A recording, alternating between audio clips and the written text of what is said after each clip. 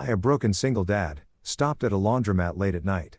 And met an abandoned elderly couple with nowhere to go. I took them home, thinking it was just for a night.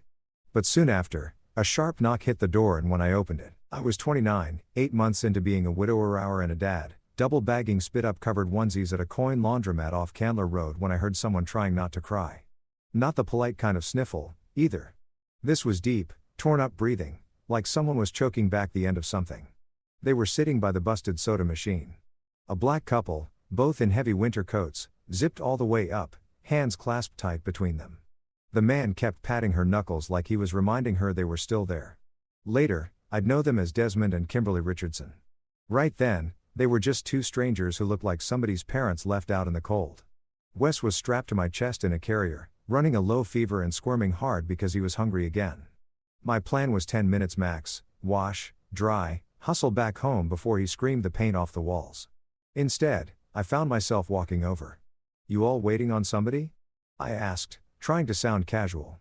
The man looked up, calm, but tired. "Our son's handling paperwork for our new place. Told us to wait here while he wraps it up." There was something off about that. I've seen all kinds of paperwork in 6 years doing remote legal calls, and none of it ever went down at a laundromat past 9. I shifted Wes higher on my chest and nodded. "Where's the place?" The woman answered this time. "Panthersville, Flowering Grove Lane." He showed us pictures. Yellow siding, white porch. "You sure y'all got away there tonight? Buses are done and it's bitterly cold out." She hesitated.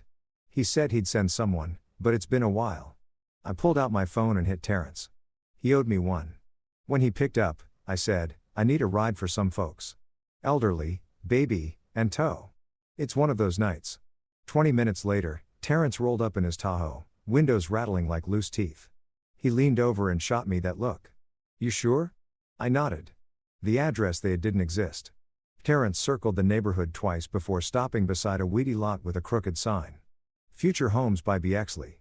Kimberly pressed a crumpled printout against the window and whispered, "That's it." "That's where," he said. Desmond didn't say anything, just closed his eyes like he already knew. "Y'all got a phone?" Desmond pulled out a flip phone. Cracked, dead, useless. Only thing they remembered was the street name and that their son, Gregory, called himself a financial planner. That's when my stomach turned. I've heard every hustle with the word planner in it, and none of them ended with a porch and yellow siding. It was past 10 when I turned around and said, "You're not sleeping out here. Come with me." They paused like they wanted to argue. Then Wes started coughing, wet and raspy, and Kimberly stepped forward like it was instinct. She reached for him, laid her hand on his back, and he settled. That told me everything. We hauled up the narrow stairs to my one bedroom over the barber shop. I shoved 2 laundry baskets aside, cleared space on the couch, handed them bottled water from the fridge. The place smelled like old coffee and cheap detergent. Kimberly sat down and said, "It's more than enough." I believed her. 10 minutes later, my father-in-law, Holden, called right on schedule. "You home?" "I am." "You alone?" "I've got company." Pause. Then the voice got hard. "Strangers and Wes don't mix. You know that." "I've got it under control." He hung up. No goodbye. Later that night, Desmond stared at the shelf where my wife's photo used to sit. Empty frame, still gathering dust. He didn't ask questions, just said, "I'm sorry for your loss." Like he knew exactly when to say it and what it meant. I nodded, walked to the kitchen, and put water on for tea. Morning hit with that busted scrape from my second-hand coffee maker, the one Lena bought before Wes was born because I kept falling asleep on calls. Kimberly was humming real low, just enough to keep Wes calm in his bouncer. I'm not ashamed to say it felt like oxygen. After months of nothing but a baby crying and Holden criticizing me over the phone, her voice was the first sound in a while that didn't make me clench up. Desmond stood near the door, already dressed, back stiff like he didn't know whether to stay or leave. He nodded at me but didn't speak. I asked for paperwork. Anything. A lease, closing statement, envelope, utility bill. They had none of it. Just the old flip phone screen dead and a text thread Kimberly remembered from memory. "Flowering Grove Lane," she said. "South End." Gregory said he handled everything with the seller himself. All we had to do was be ready to move. Desmond added. He told us not to worry about closing. Said he'd wrap it all up fast, off market, save us some fees. I didn't say anything at first. I just grabbed a pen and started writing down everything they could remember. Names, dates, the neighborhood.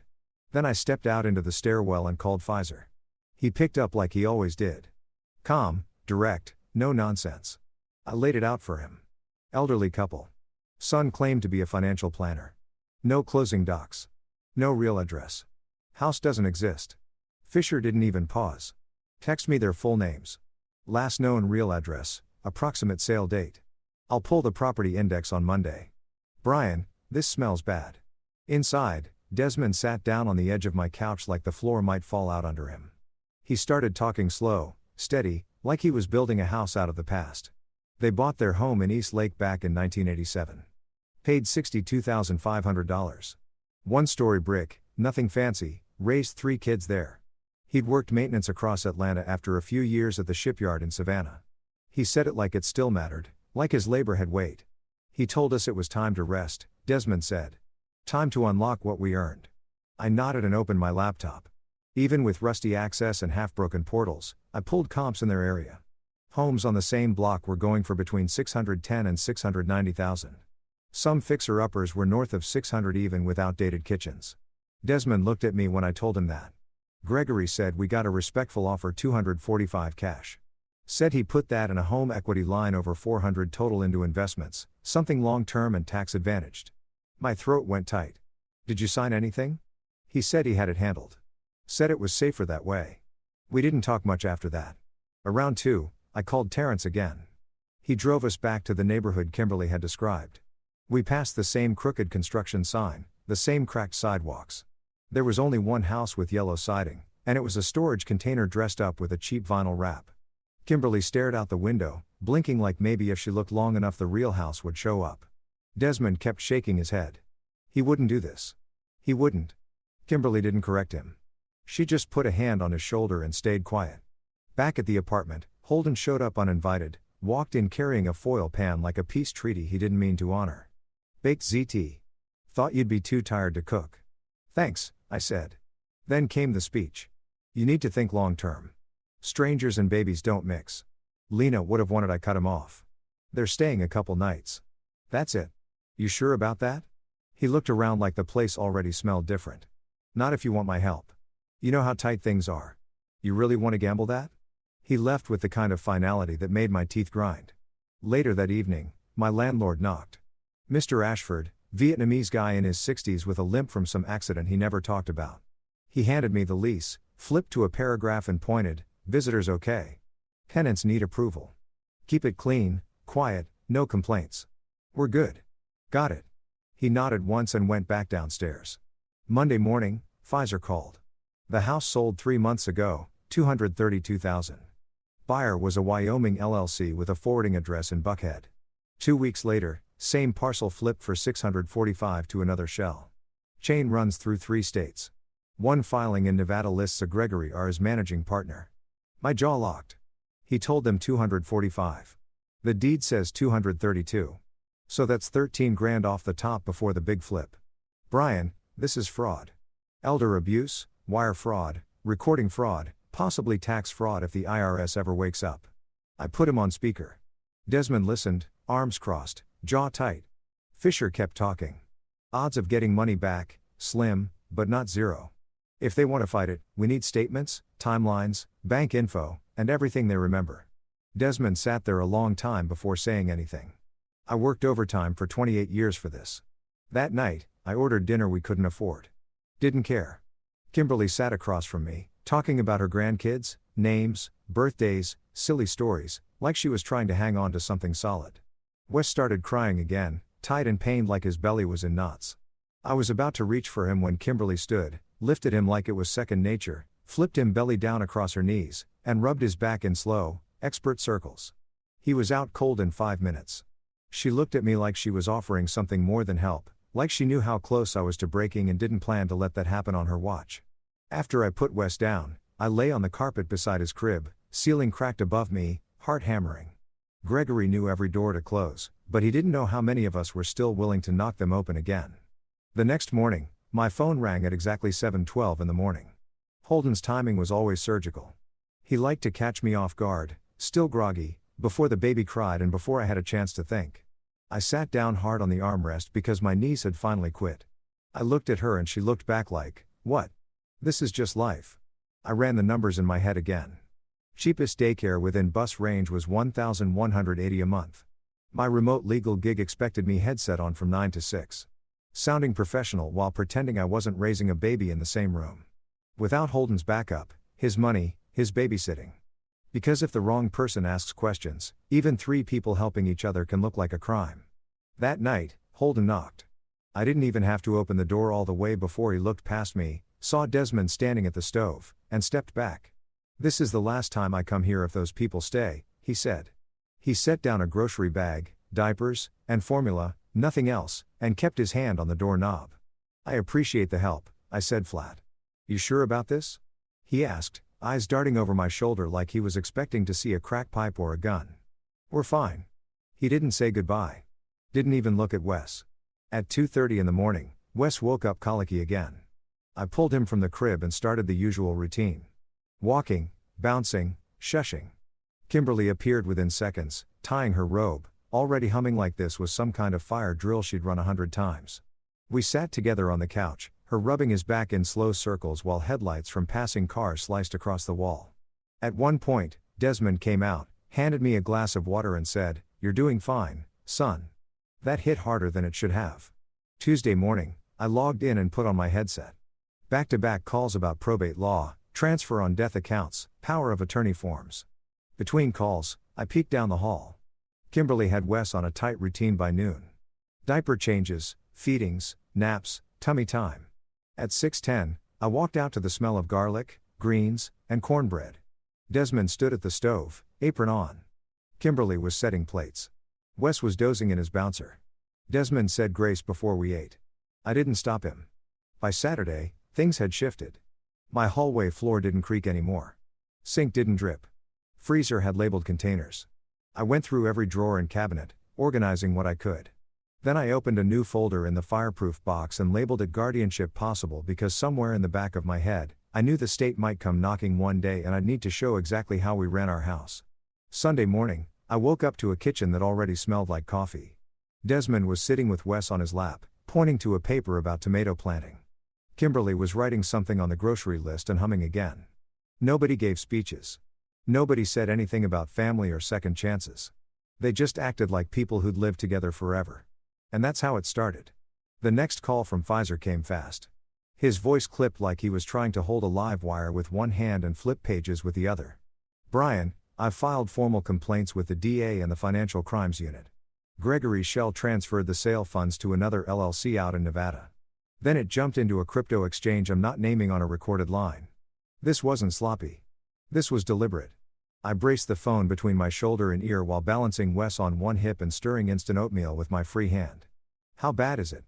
"Bad. There are 3 other seniors 2 counties over. Same signature block. Same notary stamp floating around like a ghost. I'm trying to get subpoenas on that notary's logbook. If a judge hears me, we can start pulling real evidence. And me? You're going to be the point of contact." I didn't flinch. "Then I'm in." He paused. "You sure?" "Yeah. Let's get it done." Thursday morning. The knock on the door was sharp and official. I didn't need a badge to know this was real. Stella Hill from Adult Protective Services stepped inside wearing no nonsense. Black slacks, flat shoes, tablet under one arm. She walked with the kind of quiet that told me she'd seen worse than whatever she thought she'd find here. She started right in. Asked to see the bedrooms, the bathroom, the fridge. No chit-chat, no fake pleasantries, just business. She made notes on everything. Kimberly stood to the side and answered every question clearly, even the uncomfortable ones. "How often do you fall?" "Almost never." "What medications are you both on?" Desmond answered that one. "Blood pressure, cholesterol, vitamins. We take them at breakfast every day." "When was the last time you went to a doctor?" 2 weeks ago, I said. "Checkups. I keep all the visit records in a binder." "You want it?" She nodded. I didn't try to sell our situation. I just handed over the binder along with the printouts of our meal logs, repair logs, and the written agreement Desmond and Kimberly signed with me. I showed her the baby gate at the top of the stairs, the outlet covers, and the weekly calendar taped to the fridge. She didn't smile, didn't frown, just made more notes. She asked about the fire extinguisher. I pointed it out, mounted on the wall near the kitchen. She checked the tag. 3 years expired. "Noted," I said. "I'll replace it today." She didn't comment on the baby monitor on the shelf or the list of grocery prices stuck to the cabinet with magnets. But she saw them. Finally, she said, "We received an anonymous call claiming unsafe housing conditions and possible elder exploitation." My stomach didn't drop. I was already there. Did the call come from this area? Henry County. That was all I needed to hear. I didn't say Holden's name, but the area code alone said enough. My jaw locked, the way Lena used to say, gave me away every time I was about to argue with someone in public. Stella closed her tablet. "We'll be in touch." When she left, I poured coffee into the chipped blue mug I always used when I felt like I was treading water. My hand shook just enough to splash a few drops onto the counter. Desmond leaned against the wall, arms crossed. "It's not like we're hiding," he said. "No, but people confuse help with control, so we follow the rules. We make a record." That afternoon, Mr. Ashford tacked a laminated notice on the hallway corkboard. Reminder: occupancy limits and visitor restrictions are in effect under Section 7 of all leases. I didn't let it sit. I knocked on his apartment door and handed him Stella's card. "We're under APS review. Everything's documented. No noise, no drama. I'll keep you posted." Ashford looked at the card, then at me. "No parties, no problems. Landlord language for don't make me pick side. Thank you." That was it. But it meant something. That night, I sat on the edge of my bed, staring at an empty text bubble I almost sent to Holden. I wanted to tell him everything about the report, the visit, how I wasn't stupid for trusting people he wouldn't even bother to learn the names of. Instead, I called Pfizer. "Are anonymous call records discoverable? Maybe, if it's relevant in a criminal or civil matter, needs a protective order. You think this one will be?" I looked at the open binder on my lap full of meal logs and receipts and said, "It will." We kept pushing forward. I handled my calls. Kimberly handled Wes. Desmond fixed a leaking pipe under the sink with nothing but a bucket and 3 zip ties. The place ran like a tight little ship. One night after Wes went down, I stood in front of the dry erase board and started writing. I listed my work hours, call blocks, and grocery runs. I drew lines for naps, meal prep, and emergency contact info. Then at the bottom, I wrote in red, "We decide together." I circled it and put the marker down because if someone came asking again, I wanted it in plain sight. This wasn't chaos. It was order. It was family on purpose. Fisher laid it out over the phone like a contractor explaining a complicated roof job. "Temporary emergency limited guardianship by consent," he said. "Narrow scope, 9 months, time boxed, paired with a durable healthcare power of attorney and a supported decision-making agreement. It's the cleanest legal shield you're going to get without a war." I was pacing in the kitchen, phone to my ear, stirring powdered formula with one hand while Wes grunted in his bouncer. "That's a lot of responsibility." "It is," he said. "It also makes you more exposed to a challenge if anyone decides to contest it, but it gives you standing. Right now, you're just the guy with the couch. You need to be the guy with the paperwork."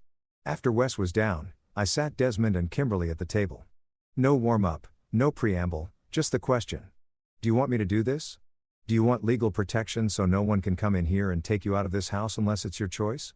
They looked at each other, same way they always did when it mattered. Desmond gave a little nod first.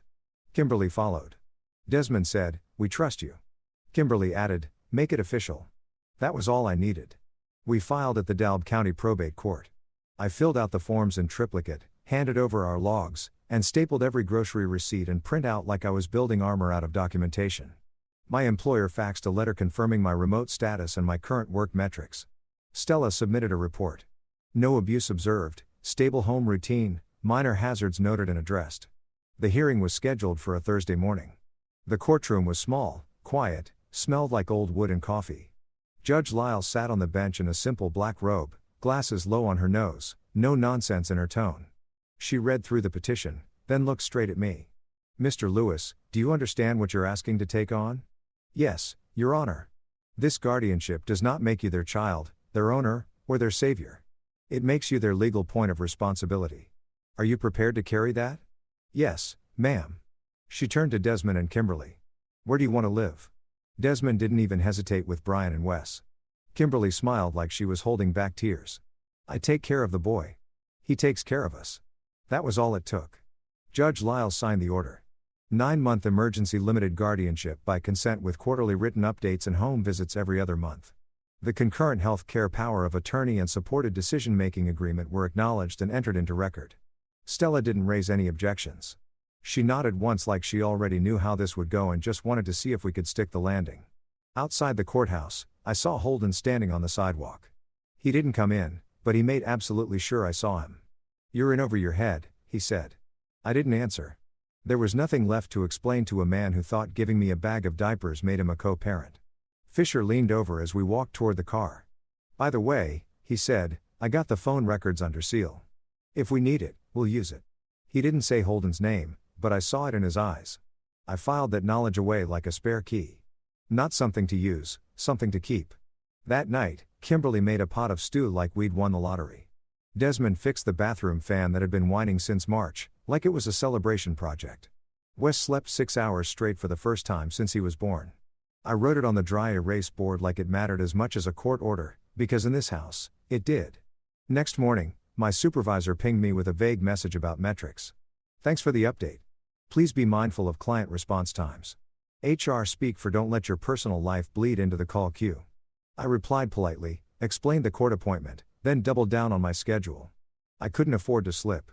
There's always a meter running somewhere, and you'd better know which one gets you paid. We printed the court order, slid it into a plastic frame, and stuck it on the bookshelf under the photo of Lena holding Wes in the hospital, just in case anyone official ever walked in asking who was in charge and what our arrangement looked like on paper. Underneath the frame, I stuck a yellow sticky note that said, "We choose each other." Because that's the only reason any of this held. Kimberly said it best when she poured coffee the next morning. Same old chipped mug from my bottom cabinet. I don't know what people think a family is, but this is one. Paper or no paper. Desmond clinkied his spoon in his bowl and added, "They'll see that if they're looking with the right eyes." Wes babbled from the playpen and slapped his hands together like he was making a point, too. Later that week, we went through the apartment with a checklist. I replaced the fire extinguisher, put fresh batteries in the smoke detectors, labeled the pill organizer in big letters. We added a grab bar near the shower and moved the cleaning supplies out of reach just in case APS popped back in early. We kept every receipt. It became a rhythm. Me logging calls, Desmond keeping the place humming. Kimberly managing meals and diapers with a grace I couldn't match. Every Sunday night, we sat at the table and reviewed the budget, the calendar, and the grocery list. Sometimes we argued over brand names. Sometimes we laughed about it, but we stayed on the same page. I added one more tab to the binder and labeled it compliance because I knew the day would come when someone would ask how we were managing 3 generations under one roof, and I wanted the answer to be better than most. 2 weeks after the guardianship papers got signed and framed, my phone lit up with a Manhattan number I didn't recognize. I answered halfway through folding bath towels. "Mr. Lewis, this is Kayla Richardson, Desmond and Kimberly's daughter. I've heard some story. I want to see my parents." Her tone had that clipped rhythm people use when they're used to being in control.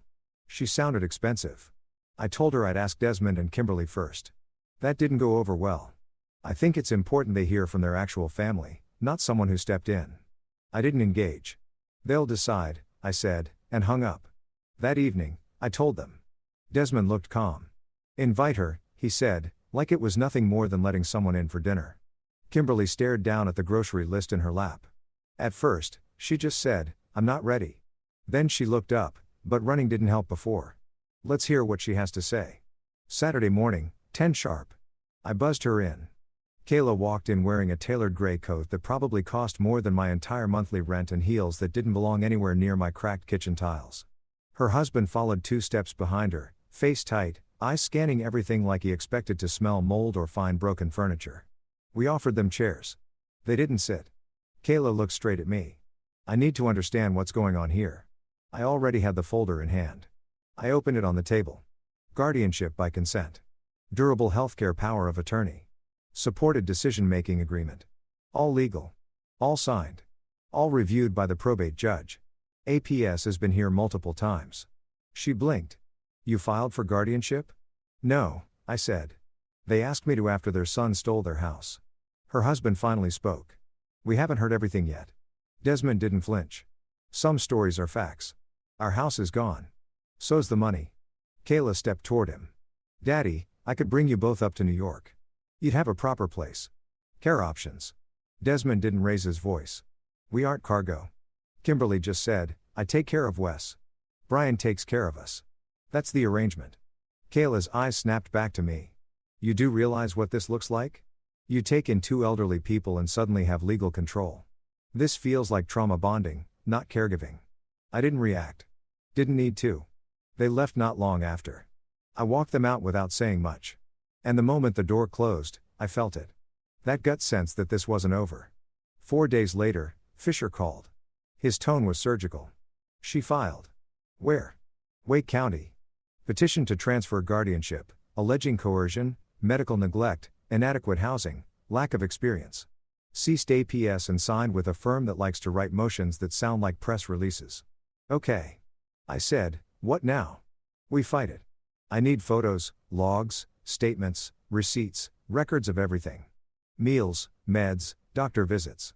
Document your routine like you're writing a training manual. I got to work. Nights after Wes went down, I built binders, meal logs, med logs, photos of the faucet Desmond fixed, the shelves Kimberly organized, the labels on every cabinet. I added a letter from my supervisor confirming I was in good standing through the quarter. I got one from Wes's pediatrician noting improved sleep patterns and weight gain.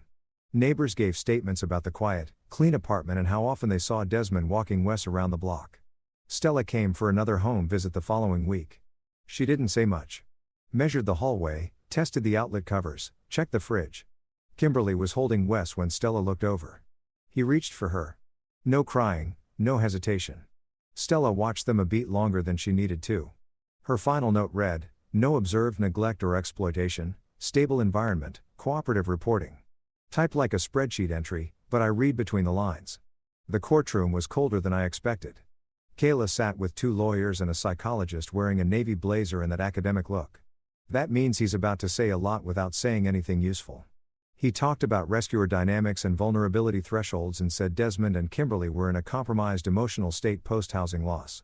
Fisher stood and asked, did you find evidence of cognitive impairment? No. Any observed emotional manipulation or abuse? No. Any evidence they want to leave? No.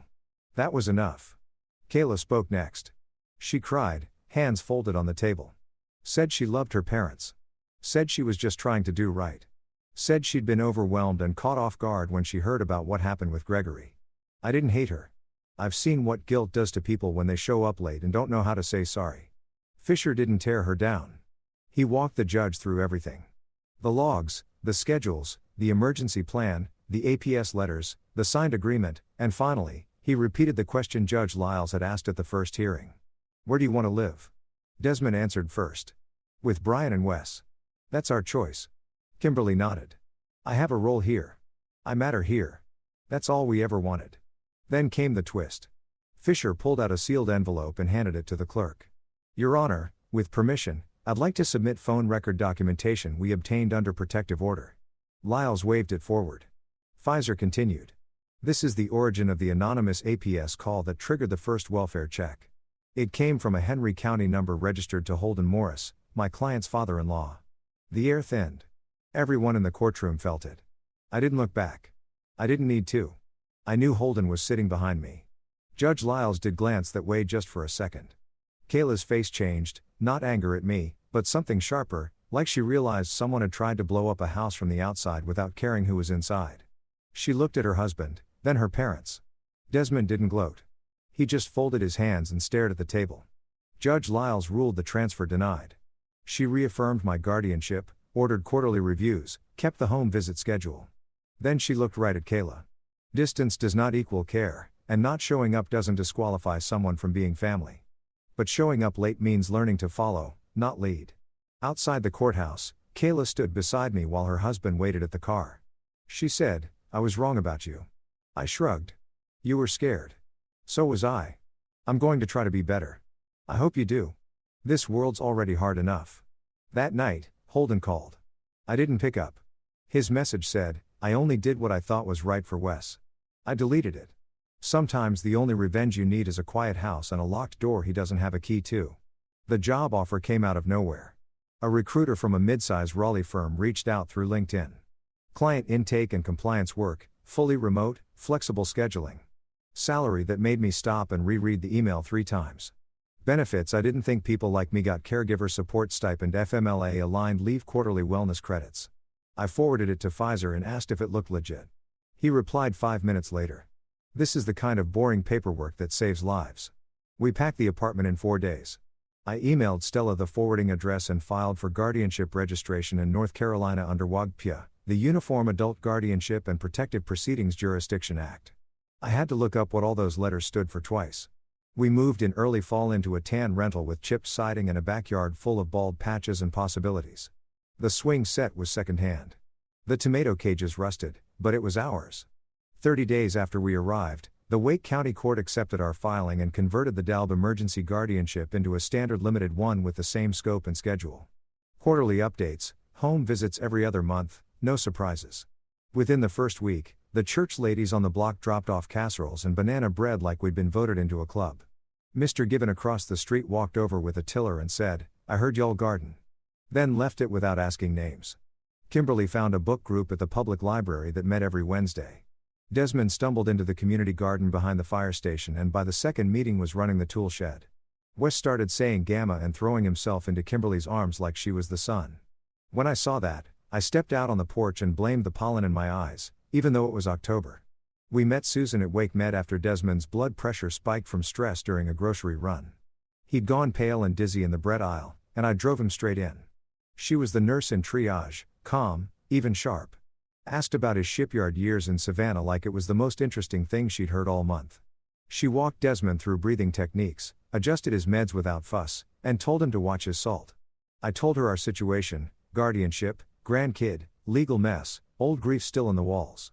She didn't flinch, just nodded and said, "Sounds like you're doing more than most people who claim to have it together." We kept it slow. A few dinners, some long walks, nights where she helped cut Wes's food into bite-sized pieces without making a show of it. She asked Kimberly about her favorite hymns, let Desmond explain his tinkering rituals with anything that buzzed or blinked. She never talked down, never danced around. She treated them like the point, not the obstacle. Then Holden filed for grandparent visitation. Claimed I was alienating him from Wes. Claimed I'd made unilateral decisions without proper familial involvement. Mediation was required by the court. Pfizer was ready with the sealed phone records from the Georgia case. The mediator reviewed them in private, came back from caucus, and said, "Mr. Morris, we strongly advise withdrawal." Holden didn't look at me when he signed the dismissal. Kimberly taught Susan the chamomile trick for colic. Susan taught Kimberly how to take blood pressure without pinching skin. I sat on the couch one night while they swapped notes like old friends trading recipes. And I knew I didn't need to steer this ship. I just needed to stay out of the way when it was running right. Kayla started calling every Sunday. Sometimes she asked about Desmond's blood work or Kimberly's new books. Sometimes she just listened while Wes babbled about trucks. She didn't try to move them, didn't challenge anything. One time she sent a box of thick winter coats and a handwritten card that said, "Stay warm." "Love you," they said. "Thank you," she said she'd call next week. And she did. Fisher emailed one morning with a subject line that just said, "When kind of." He'd gotten a civil default judgment in a Georgia court. One of Gregory's shell companies failed to answer. The court ordered $38,400 in restitution. We never saw a cent, but the judgment sat in the system like a sign on the door. This happened, and the court agrees. Some nights after Wes finally gave up the fight and crashed in his bed, I'd step out to the porch where Susan already sat. She'd be sipping decaf tea in that calm way she always did when things were good. "But you still couldn't relax. Your wound tight again," she said once. I nodded, still waiting for the next shoe. She looked at me over the rim of her cup. "We'll tie the laces together." Corny, but it worked. I exhaled and let it be quiet for once. We wrote a new family agreement on better paper with firmer language. Same core deal, housing, and legal help in exchange for child care, meals, and home maintenance. But we added Susan as a witness and added clauses about medical emergencies and short-term absences. Everyone signed. Kimberly stuck it on the fridge under a carrot-shaped magnet. If you walked into our kitchen, you knew exactly how our house ran. Nothing fuzzy. No, maybe. That winter, Wes learned to put on his own boots. Desmond painted garden stakes in the garage. Kimberly organized every spice jar in alphabetical order and started leaving notes for Susan with grocery shortcuts. I finished my onboarding at the new firm and got my first paycheck that had 4 digits before the decimal point. Susan and I weren't rushing anything, but the pieces were starting to line up. Her, me, this house, this mess, this family that didn't start with blood, but certainly didn't need it to function. We weren't saving the world. We were just keeping a steady routine, taking turns, and making sure everybody had a warm meal and a reason to wake up the next day. That's more than most people get. Desmond collapsed in the garden on a Tuesday afternoon. One second he was laughing with Wes over a crooked tomato cage. The next he was face down in the dirt. No warning, no sound, just gone from upright to not. I called 911 before I even finished saying his name. EMS was fast. 3 medics, efficient and calm, like they'd done this drill 1,000 times. Kimberly rode up front and I followed in the car. Wes strapped in the back seat, holding a stuffed rabbit like a lifeline. The cardiologist laid it out straight. Severe coronary artery disease. 3 blockages. A bypass recommended. Survival odds are in the mid-60s, he said. And it didn't matter how soft his voice got. 60% means nothing when the person on the table is your whole house's foundation. The kids showed up quick. Kayla flew in from New York on a red-eye. Gary drove over from Durham and Cynthia came up from Columbia with her suitcase still half-zipped. Nobody yelled. Nobody argued. Susan kept the tone calm and the questions practical. I signed the admissions as legal guardian. They signed the family consents. The surgeon came in, shook everyone's hand, and said, "We proceed in an hour." 6 hours later, the nurse came out with that sentence everyone waits for and fears in equal parts. He made it. Susan counted respirations while they wheeled him past, explained the machines and tubes, and how the sedatives would wear off slow. Kimberly sat in the corner clutching a rosary a neighbor had pressed into her hand. I didn't pray. I haven't since Lena died, but I didn't stop her either. Recovery was slow. Hospitals are made of clocks and wires and second guesses. A month passed in beeps and blood draws. Susan coached his breathing like a drill sergeant with a soft voice. I learned drug names that still twist my tongue. Wes colored tomatoes and drew smiley faces on index cards. We taped them to the whiteboard. Every nurse mentioned them. When Desmond finally made it to a chair in the backyard, face thinner but eyes sharp, I asked Susan to marry me. No kneeling, no ring, just my voice and her hand and the truth. I'm not trying to make something pretty. I just want to name what already is. You belong here in the mess. If you'll have us, say yes. She said yes like she'd already decided days ago. Then she hugged Kimberly first like she knew who needed the anchor. We held the wedding 2 weeks later right there in the yard. Nothing big. Desmond sat in a folding chair near the tomatoes. Kimberly wore lavender and held a bouquet the grandkids and Susan picked from the garden. Gary grilled. Kayla made playlists. Cynthia wrangled the toddlers. Nobody said anything about blood or obligation. People just showed up and that was enough. I mailed Holden an announcement. Photo of Wes and a little bow tie tucked inside. He texted back one word, "Congratulations." That was the end of it, and that was fine. 3 months later, Susan called me into the bathroom and held up a stick with 2 pink lines. I sat on the edge of the tub like the air had been punched out of me. She looked nervous until I laughed and said, "All right, then. Guess we build again." Dr. Q said it was a girl. We named her Ingrid after Susan's grandmother on her mother's side. Not Lena's name, not her place. That wasn't the point. We were building, not replacing. Kimberly cried. Desmond got out his graph paper and started sketching plans for a cradle. Wes ran laps around the kitchen, shouting, "My sister." Like he just won a prize he had no idea how to handle, but loved anyway. Ingrid came on a quiet morning in spring. Susan slept while Kimberly rocked the baby in the front room, humming that low hymn she always defaulted to when things were just too big. Desmond ran his fingers over the cradle rails. They were sanded smooth and curved like a boat hull. He said, "That'll hold." And I knew he wasn't just talking about the wood. The house changed again. Noisier, tighter, full. Susan went back to shifts after 8 weeks. And I shifted my headset hours to early mornings and late evenings. Kimberly kept a wall calendar that could have run air traffic control. Desmond became the baby's personal mechanic, adjusting her seat buckles, fixing loose buttons, muttering boat stories into her ear while she giggled like she understood every word. I'd tuck Wes in, rock Ingrid to sleep, and sit on the porch like a man who had finally run out of emergencies. Some nights I'd say, "We did all right today." Susan would say, "We did." And that was all I needed. It started with small things. Kimberly putting salt in her tea, asking me twice if it was Tuesday when it was Saturday. Calling Wes Darrell, a name none of us knew. Then one morning, she looked straight at me and asked where Brian was. I said, "Right here." And her eyes watered before she smiled and said, "Well, you look taller today." The doctor didn't sugarcoat it. Early stage Alzheimer's, progression unknown, could be slow, could be sudden. We needed to prepare the house and ourselves. We labeled everything. Cabinets, drawers, pill containers. Susan made big laminated calendars with color-coded stickers. We added a daily walk to the routine. Some mornings, Desmond just stood in the kitchen holding a mug like he'd forgotten why he came in. Susan started writing short notes that began, "Hi, Kimberly, it's morning," and taping them to the fridge. Good days still came. She beat me at cards more often than not. Laughed until she cried over some joke Wes made with a banana peel.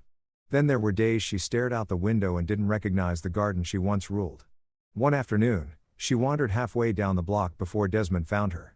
He didn't panic, just walked beside her, talking soft like it was any other Tuesday.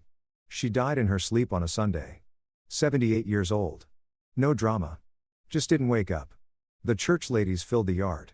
Desmond wore the same jacket from our wedding. Kayla stood beside Susan holding Ingrid, who had no idea what was happening, but smiled anyway. Gary and Cynthia flanked their father and didn't say much, but their arms stayed tight around him the whole time. Afterward, the house got quieter than I liked. Not empty, just hollow. Desmond moved like a man carrying a heavy box with both arms, careful, slow, never asking for help. He still watered the tomatoes, still wiped the counters, but the pace was different. Then 2 years after we buried Kimberly, 7 years after Gregory went down for the fraud, he showed up. It was a Tuesday again. He stood on my porch in a worn gray shirt and jeans that didn't fit right. Gaunt, grayer, eyes dull but focused. He said, "I'm not here to beg. I just need to say it to them, not to you. I know what I did. I could have closed the door. Believe me, it crossed my mind. Instead, I told him, wait here." Desmond was at the table teaching Wes how to flip pancakes without scratching the pan. I said the name. The spatula dropped and the air changed. He didn't speak, just nodded and followed me out back. We sat them on the porch, gave them space. Susan stayed inside. I didn't eavesdrop. I watched faces. I saw pain, anger, a pause so long I thought someone might walk off. Then something shifted, a slow, heavy peace that came like tired acceptance. They came back inside and ate breakfast together. Gregory cried while chewing. Said, "Thank you." Like it hurt to say out loud. Desmond didn't smile, but he looked lighter somehow, like the box he'd been carrying shifted to one arm. Gregory started coming once a month. Never stayed long. Brought bad cupcakes, dented toy trucks, the kind you get from a gas station rack. Desmond told him flat. "Keep your money. If you want to fix anything, show up." Gregory nodded and he kept showing up. Later that year, Desmond called me into his room. His face was calm. "Still," he said, "Doctor used the phrase palliative goals today. Said we're past tuning up the engine." I didn't say anything. He added, "When I go, I want you to keep Gregory close. Not like a son. Just don't let him vanish again." "He doesn't need a second hole to fall into," I said. "I'd try," he said, "promise." And I did. We moved his chair to the window so he could watch the yard. Ingrid ran like the ground belonged to her. Wes followed. Desmond watched and said, "That's good." Every time they touched the fence. Never said what he meant by it. Didn't need to. He died that fall right there in that chair. My hand in his right. Gregory's in his left. Quiet like someone clocking out at the end of a long solid shift. I'm not big on speeches, but some things deserve straight talk. When I walked into that laundromat in Atlanta, I was barely hanging on. Young, widowed, bone-tired, mad at the world, and scared out of my mind to be alone with a baby and my own thoughts. I thought I was giving two strangers a ride. What I got was a family I didn't know I was missing. From that first night to the day we buried Desmond, it was 9 full years, not perfect years. But full. That's what matters. We never beat Gregory in court like some kind of legal movie. There wasn't a big payout, no secret bank account stashed under his mattress. But there were indictments, a conviction, restitution orders with no payout, but black ink that told the truth. And better than any of that, he had to look Desmond in the face and ask for a seat at a table he once tried to burn down. Holden's payback came in a smaller form. When he tried to file for grandparent visitation, Fisher slid the sealed APS phone record across the mediator's table without a word. Holden stared at it, then said he was withdrawing his petition. I kept the old voicemail he left. I did what I thought was right for Wes and never listened to it again. Wake County APS picked up the file after we moved. Stella from Georgia forwarded her report and walked the new caseworker through our situation on the phone. About a year later, she came by during a personal trip. She stood on our porch, looked in through the screen door, and said, "You kept it steady," I said, "We keep lists." She smiled, shook my hand, and left it at that. She didn't say sorry, and I didn't ask her to. Susan and I had Ingrid for a while. while the house sounded like cartoons and pots clanging and too much cereal spilled on linoleum. Wes grew fast, 12 now, and still calls Desmond Grandpa in his stories. Still says Grandma when he explains the chamomile trick to his little sister. The photos on the wall do the rest. Kayla kept calling. Gary and Cynthia showed up again the Thanksgiving after the funeral. They brought pie, offered to help fix the fence, and asked questions that came from a good place. Nobody used the word forgiveness. They just started showing up. And that's how healing really starts. You want a lesson? Here's mine. Blood matters, but showing up matters more. Legal papers matter, but soup at 6 o'clock matters more. Revenge feels big at first, but restoration is the thing that lets you breathe again. I can still smell that stew Kimberly made the day we got the guardianship signed. I can still see Desmond's hands tightening a hinge on the bathroom door without being asked. He told me once, "You fix what you can reach." That was it. That was his whole philosophy. Turns out it's enough. Sometimes I think about that other version of the night in the laundromat. Me keeping to myself, nodding politely, going home alone. I would have kept the apartment quiet, sure, but I'd have missed the very thing that made my life make sense. Wes is 12 now. Ingrid just turned 9. They set an extra plate for Uncle Gregory when he visits. They know the tomatoes in the yard came from Grandpa Des. And when they ask why we took in people we didn't know anything to, I tell them the truth. We didn't take people in. We made room for our own. If you ever get that chance, take it. It might save someone. It might save you.